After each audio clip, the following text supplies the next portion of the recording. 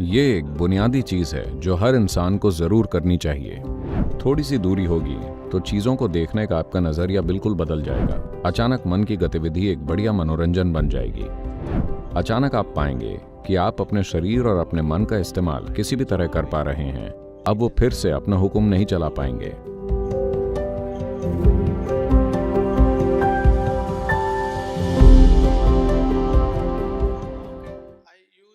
मैं मुश्किलों का इस्तेमाल अपने विकास के लिए कैसे कर सकता हूँ? मुश्किलों का एक अवसर के रूप में कैसे फायदा उठाएं?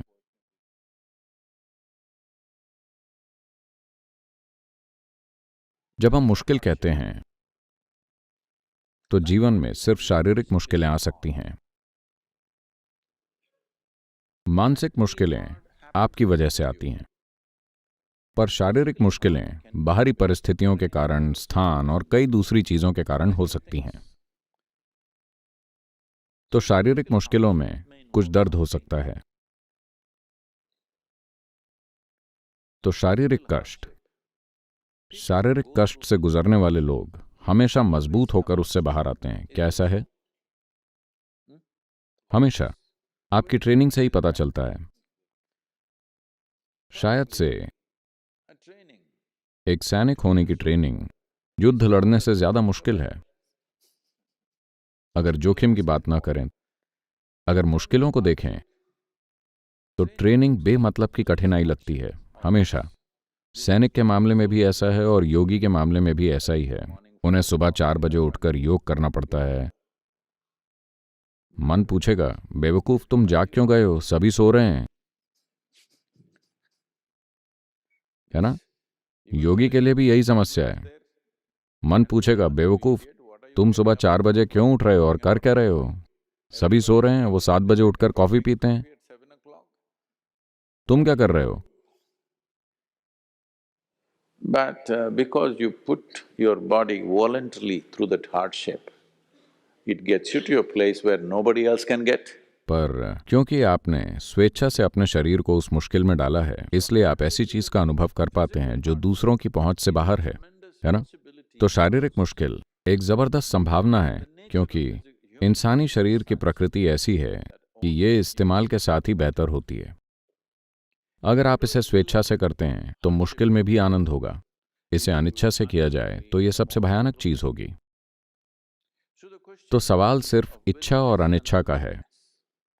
जैसा कि मैंने शुरुआत में कहा, यह आपके क्षेत्र की सच्चाई का मजाक बनाने की बात नहीं है। जिसे आप मुश्किल ड्यूटी समझते हैं, यानी अगर सेना में किसी को सजा देनी हो तो शायद उसे 20,000 फुट की ऊंचाई पर भेजा जाए। But लेकिन जो लोग पहाड़ों पर चढ़ते हैं, जो 20,000 फुट तक चढ़ते हैं, उन्हें लगता है कि वो शानदार है ना? तो फर्क क्या है? फर्क सिर्फ मानसिकता का है। कोई इसे स्वेच्छा से कर रहा है, कोई दूसरा सोचता है कि उनके साथ जबरदस्ती हो रही है। बस इतना ही फर्क है। देखिए, यही तो जीवन है। हम जहां कहीं भी हैं, जो कुछ भी जीवन के किसी भी पल में, अगर हम कोई काम अपनी इच्छा से करते हैं तो वो स्वर्ग के समान है। जो काम हम इच्छा से नहीं करते वो नरक है ना? कुछ भी, चाहे कुछ भी हो। क्या आपको गुलाब जामुन पसंद है? नहीं, मैं इन ऑफिसर से पूछ रहा हूं, क्या आपको गुलाब जामुन पसंद है? तो अभी मैं ढेर सारे गुलाब जामुन लाने वाला हूं और मैं ज्यादा से ज्यादा गुलाब जामुन आपके मुंह में डालने वाला हूं। यह आपके जीवन का सबसे बुरा अनुभव बन सकता है ना? जब आप गुलाब जामुन खाना चाहते हैं और आप उसे अपनी इच्छा से उठाकर खाते हैं तो बहुत अच्छा लगता है। जब आप नहीं खाना चाहते, तब अगर कोई उन्हें आपके मुंह में ठूंसने लगे तो भयानक होगा। तो फर्क केवल इच्छा और अनिच्छा का है। यही वो बुनियादी चीज है जो हर मनुष्य को करनी चाहिए। अभी देखिए, हम जो कुछ भी करें, अगर मेरे पास कोई विकल्प होता तो मैं कुछ और करता, लेकिन अभी मैं ये कर रहा हूं। मान लीजिए मैं जो कुछ भी कर रहा हूं, अगर उसे इच्छा से किया जाए तो जो चीज आपको पसंद नहीं है वो भी एक शानदार प्रक्रिया बन जाएगी। अगर उसे अनिच्छा से किया जाए तो आप देखेंगे कि वो एक भयानक प्रक्रिया बन जाएगी। पर जो मुझे पसंद नहीं है उसे मैं अपनी इच्छा से क्यों करूं? ठीक है, अगर आपको पीड़ित होना पसंद है तो ठीक है। अगर आपको पसंद नहीं आता तो कल ऐसा ना करें। पर आज जब आप इसे कर रहे हैं तो इच्छा से करें। अगर आप इसे स्वेच्छा से करते हैं तो वो चीज़ भी जो आपको लगता है कि आपको पसंद नहीं है, वो भी एक बड़ी खुशी और विकास की एक प्रक्रिया बन जाएगी। तो निश्चित तौर पे शारीरिक मुश्किलों से बड़े पैमाने पर खुद में संतुलन और खुशहाली लाई जा सकती है। मानसिक मुश्किलें पूरी तरह से आपकी बनाई हुई हैं। कोई दूसरा आपके लिए मानसिक मुश्किलें नहीं पैदा करता, केवल आप ही अपने साथ ऐसा कर सकते हैं, है ना? इसे रोकने के लिए, जैसा कि मैंने कहा, ईशा क्रिया आप सभी को करनी चाहिए, क्योंकि इससे आपको थोड़ी दूरी मिलेगी। थोड़ी सी दूरी से चीज़ों को देखने का आपका नज़रिया बिल्कुल बदल जाएगा। ये कुछ ऐसा है, आप ट्रैफिक जैम देखते हैं कि आप किसी ट्रैफिक जैम में हैं, आप उसमें फंस गए हैं, सभी एक दूसरे को कोस रहे हैं, गुस्सा हो रहे हैं, और दिल्ली में लोग एक दूसरे को मार भी देते हैं। ट्रैफिक जैम में लोग एक दूसरे को मार देते हैं।